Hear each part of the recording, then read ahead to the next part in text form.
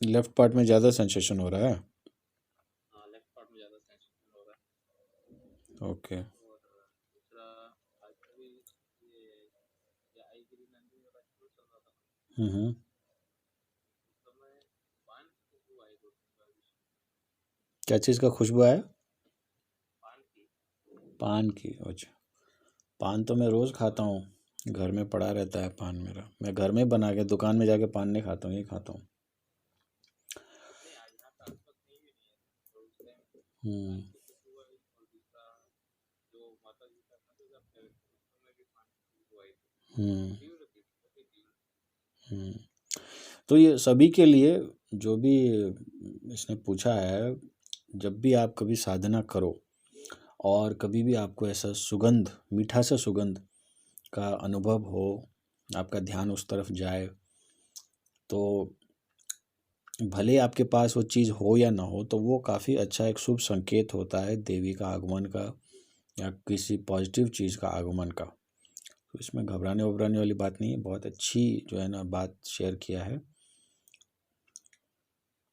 कभी और आप अगर मान लो और उग्र साधना करोगे, तो देवी का साधना देखो फेंट हार्टेड के लिए नहीं है। मतलब ये तो एक राउंड माला चैंट करके आप लोगों को जितना एनर्जी फील होगा, मान लो जो लोग 1,008 करते हैं या 10,008 करते हैं या 1,00,000 बार चैंट करते हैं, उन लोगों को कैसे कैसे अनुभव होता है। जैसे कमरे में किसी पायल का छन छन का आवाज़, ठीक है, कि आपका जैसे बाल, कमरा चारों तरफ मान लो लॉक करके भी बैठा हो, तो बाल आपका कोई खेल रहा है, बाल को उड़ा रहा है, ठीक है, और कोई दिखाई ना दे पर कमरे के अंदर 2-3 लोगों का मौजूदगी का एहसास, ठीक है। तो ये बहुत सारा जो है ना ये होता है, ठीक है। तो ये सब साधना इसीलिए, या तो क्या बोलते हैं, गुरु मंत्र के द्वारा करना चाहिए, या फिर कोई भी साधना करने से पहले आपके पास पहले से कोई शक्ति होना चाहिए, कोई मंत्र ऐसा, गुरु मंत्र जो कि आपको प्रोटेक्शन करे। नहीं तो ये क्या है ना कि इट्स लाइक ओपन स्वॉर्ड, कि नंगा तलवार लेके चले गए, तलवार चलाना आता नहीं, और मजे मजे में हवा में ऐसे तलवार घुमाने लग गए, तो अपने हाथ पैर कट जाता है, ठीक है। तो एक आधा बार चैंटिंग में तो ऐसा तो कोई दिक्कत नहीं है किसी के लिए भी, क्योंकि इसमें सिर्फ इनिशिएशन है। पर फिर भी इसमें भी अगर आप लोगों को ऐसा अनुभव होना शुरू होता है कुंडलिनी वगैरह में, शरीर में, कल भी कई लोग बोले थे सेक्रल चक्र वगैरह में हो गया था, तो इसका मतलब मंत्र काम कर रहा है आपके ऊपर, ठीक है।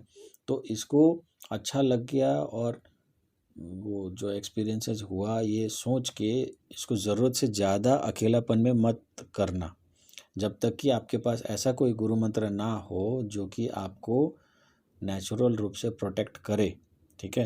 क्योंकि देवी से पहले देवी की जो योगिनियाँ हैं वो आते हैं कि भाई हमारे बिग बॉस को क्यों आप तकलीफ़ कर रहे हो, क्यों याद कर रहे हो, थोड़ा आपको टेस्ट करते हैं, देखते हैं कि सामने वाला कैसा है, फिर आपका सारे गतिविधि पे वो ख्याल रखती है। और देवी के जब भी योगिनियाँ आते हैं, जैसे मान लो अभी हम लोग भी साधना कर रहे हैं, हो सकता है हमारे ऊपर नज़र बनाए, तो योगिनियों को ये नहीं पसंद होता है कि आप जो है ना साफ़ सफाई मेंटेन ना करो, या नल खुला छोड़ दो, है ना, प्रकृति का आप मिसयूज़ करो, खाना वेस्ट करो, और झूठ बोलो, ठीक है, या मन में किसी के लिए द्वेष रखो। ये सब चीज़ जो है ना योगिनी आके सबसे पहले देखते हैं, बेसिक। तो अपना हाइजीन में, अपने तो मतलब मेंटल हाइजीन, फिजिकल हाइजीन दोनों में, और कोई भी रिसोर्स है जैसे खान पीन का सामान, खाना फेंकना, ये सब, इस पे थोड़ा ध्यान रखें, नहीं तो योगिनियाँ ही पहले नाराज़ हो जाएंगी, देवी तक तो पहुंचने ही नहीं देंगे आपको। और योगिनिया का बहुत बड़ा जो है ना सर्कल होता है। जैसे मेरे सामने जो पड़ा है वो श्री यंत्र है का एक फॉर्मेट है, ठीक है।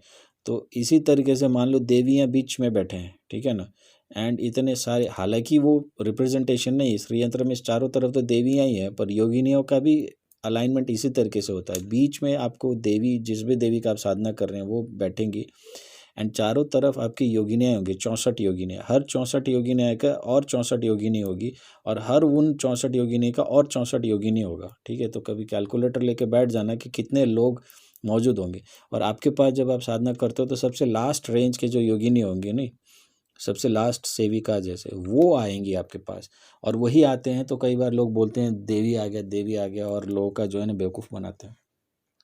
एक्चुअल में देवी आ जाए तो जो है ना वो वहीं पे जो है ना उसका प्राण ही निकल जाएगा, वो पॉसिबल ही नहीं है। शायद ये स्टोरी मैंने पहले भी कई बार बोला है। बिहार में एक जगह है सिवान के पास, तो वहाँ पे वो ऐसे देवी प्रकट हो गई थी सिवान गोपालगंज के बीच में।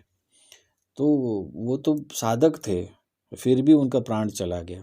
ठीक है, तो आम लोगों की बस की बात ही नहीं है कि देवी को अपने शरीर में धारण करे। हाँ, देवी के नाम पे देवी की योगिनी की योगिनी की योगिनी की योगिनी आते हैं आपको चेक करने के लिए, और वही एक्सपीरियंस को लोग बोलते हैं कि देवी आ गया या देवी ने मेरे से बात किया, मेरे शरीर में आए। एंड जब भी योगिनी आते हैं तो ऐसे ही कुछ ना कुछ सुगंध आना है ना, कुछ अनुभव होना, ये सब जो है ना होना शुरू होता है। ठीक है, तो अच्छी बात है, साधना सही डायरेक्शन में जा रहा है, ऐसे अनुभव हो रहा है तो बहुत अच्छी बात है। ठीक है ना, एटलीस्ट देवी इंटरेस्ट तो ले रहे हैं तभी तो कुछ हो रहा है। अगर इंटरेस्ट लेते ही नहीं तो ये भी एक्सपीरियंस नहीं होता है कि नहीं। तो अच्छी बात है, पर इसको मतलब शेयर नहीं करना है किसी से भी। यहाँ तो एक गुरु शिष्य के रूप में आपने शेयर कर लिया, ठीक है ना, बट अपने फ्रेंड सर्कल में या किसी को भी आउट ऑफ एक्साइटमेंट कि देखो मैंने साधना किया था तो ऐसे हुआ, ये प्राइवेट है। ठीक है ना, इसको नहीं बताना चाहिए। ठीक है, तो इसको रिजर्व रखो। ऐसा कोई भी एक्सपीरियंस हो कभी ऐसे सपने में, जैसे कल मैंने भी साधना किया तो रात में मैंने सपना में कुछ ऐसा जो है ना चीज़ देखा, तो सुबह सुबह के करीब मेरे को एकदम याद था, बिल्कुल अलौकिक जैसा। तो मैंने सोचा एक दफ़े के लिए शेयर कर लूँ आप लोगों के साथ भी, पर फिर मन में बात आया कि नहीं, उसको नहीं बताओ तो ज़्यादा अच्छा है। ठीक है, तो कुछ एक्सपीरियंसेस को आपको एज अ क्वेरी ऐसे पूछ लिया तो ठीक है, बट किसी से शेयर नहीं करना है।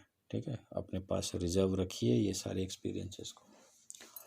राइट, चलिए, तो मेरे ख्याल से और किसी को तो कोई कुछ पूछना नहीं है। साधना सबको समझ में आ रहा है, सबको एनर्जी सबको होल्ड कर पा रहा है साधना का, है ना। तो हाँ जी, बोलिए बोलिए। अरे बाप रे, आप भी थोड़ा ऊंचा बोलने का कृपा करेंगे माता जी, थोड़ा ऊंचा बोलिए ना।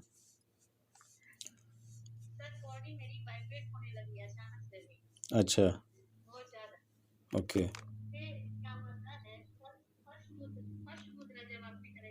हम्म हम्म हम्म।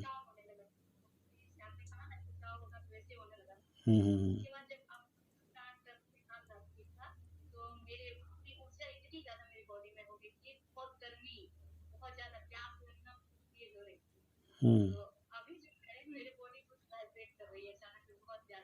हम्म, एक्सपीरियंसेस तो एक्सपीरियंसेस बहुत अच्छा है आपका। और आज जो हम लोग जो मंत्र चैंटिंग किए हैं वो सबसे मतलब मेन थीम तो आज का वही था, जो सप्तमी तिथि का लिए जो बना हुआ है मंत्र, वो माता का। तो वो मंत्र भी अगर आपका शरीर का चक्रों के ऊपर अगर देखा जाए ना, तो उसका असर क्राउन चक्र पे ही होता है उस मंत्र का। ठीक है, तो अच्छी बात है आपने एक्सपीरियंस किया ये सब। बट अगर आप लोगों के शरीर में कंपन होता है, ठीक है, कोई भी देवी का मंत्र का उच्चारण करने के बाद अगर आपका शरीर में कंपन होता है, शरीर वाइब्रेट करता है, इसका मतलब शक्ति तो आपके शरीर में आ रहा है, पर आप उस शक्ति को झेलने के लिए आप शारीरिक रूप से या सूक्ष्म रूप से, है ना, सटल आपका जो बॉडीज है वो भी तैयार नहीं है। ठीक है, तो ज़्यादा आने से हो सकता है आपको जो है ना दिक्कत हो। ठीक है, तो आपको इसमें क्या है ना कि थोड़ा प्राणायाम, योग वगैरह, थोड़ा ब्रीदिंग एक्सरसाइजेज वगैरह जब साधना नहीं भी कर रहे हैं तो उस टाइम पे भी जो है ना करते रहना चाहिए। और अपना आत्मा बल को बढ़ाइए, अपना मनोबल को बढ़ाइए। ठीक है ना, पॉजिटिव एनर्जी है, पॉजिटिव ऊर्जा है, इसका मतलब ये नहीं कि हर कोई झेल पाएगा। ठीक है ना, जैसे मैं ये एग्जांपल आप लोगों को कितनी बार देता हूँ कि अगर मान लो आपका मंथली इनकम मान लो सर्टेन कुछ 1000 रुपीज़ है, और ऑल ऑफ अ सडन किसी ने बोला है कि नहीं मैं आपको 100 करोड़ रुपए दे दूंगा, ठीक है ना, 100 करोड़ रुपए आप रखो, तो आपका मेंटल कंडीशन, इमोशनल कंडीशन कैसा होगा कि मैं तो चंद हज़ारों में कमाता था, अभी कहाँ से मेरे को कोई 100 करोड़ ला के दे रहा है या 1000 करोड़ ला के दे रहा है, तो मैं इसको पैसे का क्या करूं? ना आपको नींद आएगा, ना आपको समझ में आएगा, आप बिल्कुल पागल हो जाओगे, बौखला जाओगे। हालांकि उसमें कोई नेगेटिव बात है ही नहीं, पैसा आ रहा है अच्छी बात है, पर आप कभी इमेजिन ही नहीं कर सकते कि इतना बड़ा रकम होता कैसे है, उसका क्या किया जाएगा, फिर उसको संभालेंगे कैसे, रखेंगे कहाँ, आप बिल्कुल तितर बितर हो जाओगे। ठीक है, इसको अगर आपको रियल लाइफ में एक्सपेरिमेंट करना है तो कभी भिखारी, जो जेन्युइन भिखारी, आजकल तो भिखारी लोग भी बिजनेसमैन हो गए, उसके कटोरा में अगर आप 1000 रुपये का नोट डाल दो, 500 रुपये का नोट डाल दो, तो उसका रिएक्शन देखना, ठीक है ना। वैसा ही रिएक्शन आपका शरीर का भी हो जाता है जब आप उतना एनर्जी को झेलने के लिए तो रेडी नहीं है, पर फिर भी किसी न किसी तरीके से आप वहाँ तक पहुँच गए और आप उस स्रोत से कनेक्ट होकर एनर्जी को इनवाइट करने लगे, तो क्या होगा, शरीर वाइब्रेट करेगा, आगे पीछे जाएगा। और ये सभी साधक के लाइफ में होता है, ऐसा नहीं कि आप एक्सक्लूसिव हो, आपके साथ हुआ किसी के साथ नहीं हुआ, हर बंदा जो साधना में प्रवेश करता है उसके साथ ये होगा ही। पर जैसे जैसे आप शारीरिक रूप से, मानसिक रूप से, आत्मबल से, और आपके जितने सटल बॉडीज़ है जो आपने सिर्फ साधना वगैरह में भी सीखा है, वो सब अलाइन होने लगते हैं, स्ट्रेंथन होने लगते हैं, तो आपका बॉडी में कंपन होना फिर धीरे धीरे बंद हो जाता है। ठीक है, आपका शरीर में कंपन होना बंद हो जाएगा एंड आप बिल्कुल स्टेबल रहोगे। मंत्र चैंटिंग के बाद मैंने इसीलिए वो जो है ना वो म्यूज़िक प्ले कर दिया, वो भी मंत्र चैंटिंग था, पर वो आपके एनर्जी को बैलेंस करने के लिए।